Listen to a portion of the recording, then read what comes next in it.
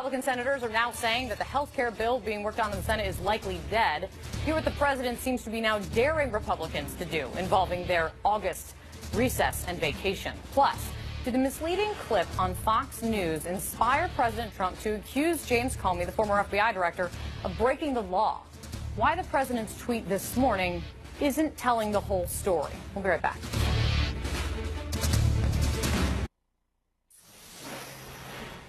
So the Senate is back at work today. Reviving talks over the Republican effort to repeal and replace Obamacare is, of course, at the top of the priority list at this very moment. They have 3 weeks, if you look at the calendar, before the next recess, and the math is still against them when it comes to getting at least 50 members to support something.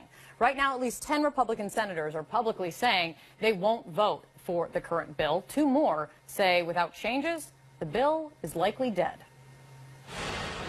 If you shut out the adversary or the opposite party, you're going to end up the same way Obamacare did when they rammed it through with 60 votes. Only guess what? We don't have 60 votes. My view is it's probably going to be dead. Well, the draft plan has now been serious rewrite. And so we don't know what the serious rewrite. Clearly, the draft plan is dead. Is the serious rewrite plan dead? I don't know. I've not seen the serious rewrite plan.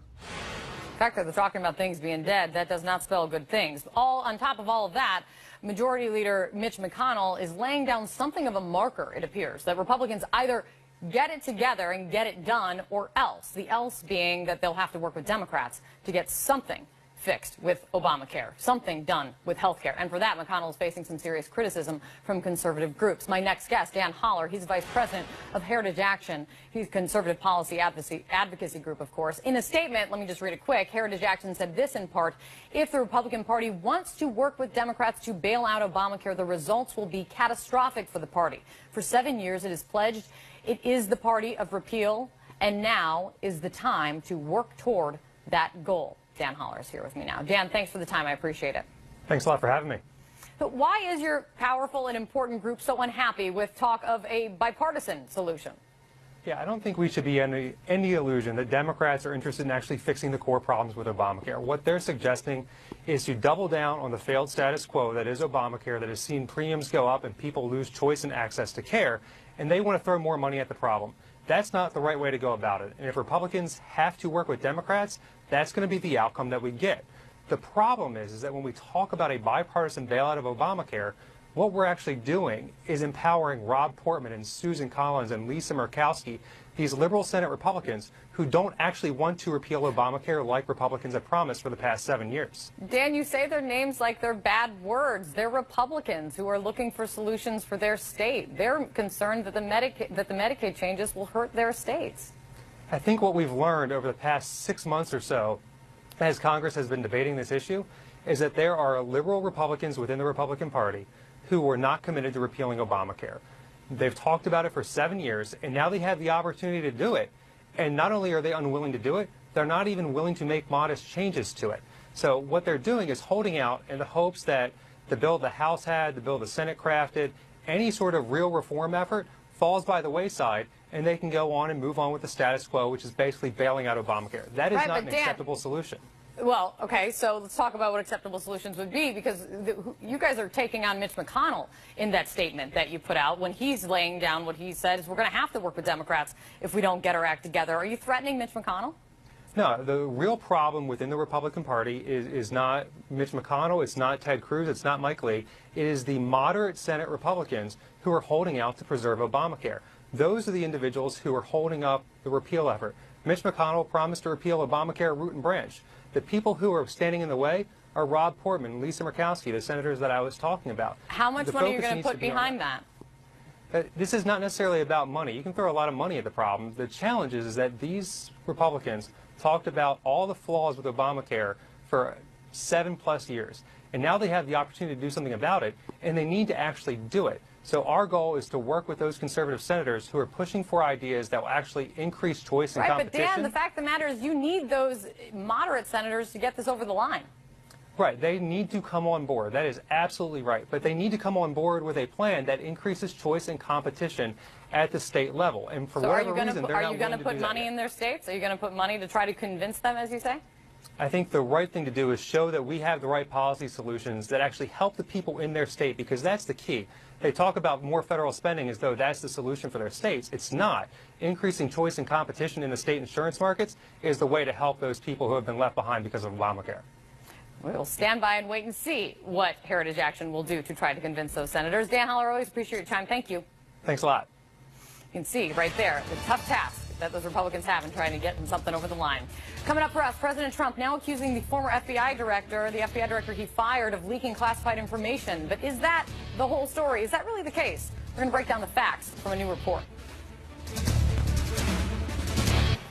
This morning, President Trump is back in Washington and back on Twitter in a big way. One of his tweets this morning reigniting his feud with former FBI Director James Comey. President writing this: James Comey leaked classified information to the media. That is so illegal.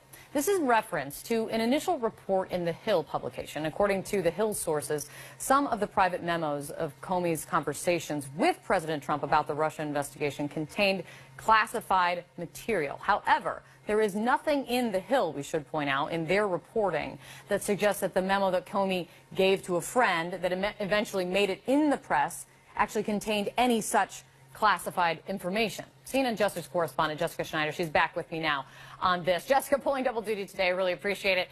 Lay this one out for me, please. We're just getting more information on this. Yeah, we are. The president there in that tweet claiming James Comey leaked classified information.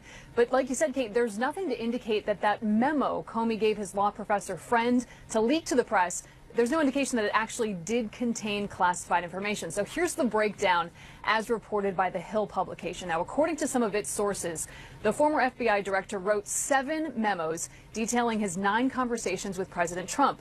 The Hill reports that 4 of those memos did have markings to make clear that they contained information classified at the secret or confidential level.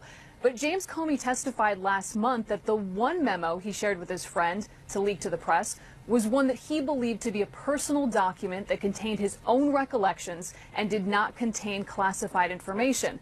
So here's the exchange with Senator Roy Blunt at that blockbuster hearing from June 8th, where James Comey explained how his memo, he believed, differed from the others. Take a listen.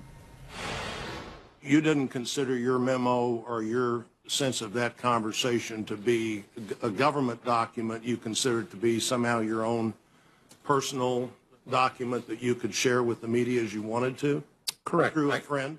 I understood this to be my recollection recorded of my conversation with the president. As a private citizen, I felt free to share that. I thought it very important to get it out. So were all of your memos that you recorded on classified or other documents, memos that might be yours as a private citizen? I'm sorry, I'm not following the question. Well, I think you said you'd use classified. Oh, yeah, not the classified documents, unclassified. So Comey there saying he only put out those unclassified memos. Now, despite this clarification that Comey, the memo he leaked did not contain classified information, the president in that tweet, as well as his top counselor Kellyanne Conway, they continue to insist that the leak was illegal, and they continue to dig in that the memo contained classified information. Now, Comey has insisted his memo did not. The Hill, though, also reports it is unclear when some of those other memos that Comey wrote may have been classified confidential, suggesting that the classification may have been made after they were written. And, you know, Kate, that's sort of reminiscent of the Hillary Clinton email server investigation, where some of her emails were deemed classified after the fact. Kate? Yeah, where he called her extremely careless, eerily similar and reminiscent to that. Thank you, Jessica. Really appreciate it. All right, so here with me now is Perry Bacon, a senior political writer for 538, and John Weaver. He's now a CNN political commentator and former senior advisor to John Kasich's 2016 presidential campaign. Great to see you both. Thanks so much. Thanks, Kate. Thanks for having me. So, Perry, first to you. Is the White House, I don't know, playing a strange game of telephone with this story here? I mean, Trump's tweet and what Kellyanne Conway said on TV this morning, it goes far beyond from where the reporting is, at least right now. It does, but Trump for a while has been saying, even like in May and June, that Comey did something wrong. I think he tweeted before, Comey is a leaker. I think the reality here is we sort of had two unusual things that happened. It's not normal that the FBI director or the former one gives stuff to the New York Times about meetings with the president. That is sort of unusual. It's probably not normal. But of course, the reason Comey did that is because he was investigating the president who then fired him. So I think you basically have a situation here where Trump is saying there was an illegal violation, but of course Comey would argue that part of what he was trying to do was to stop potentially illegal behavior from happening by the president. I mean, John, of course, Robert Mueller, the special counsel, he has these memos now, and this is all part of the investigation that he's in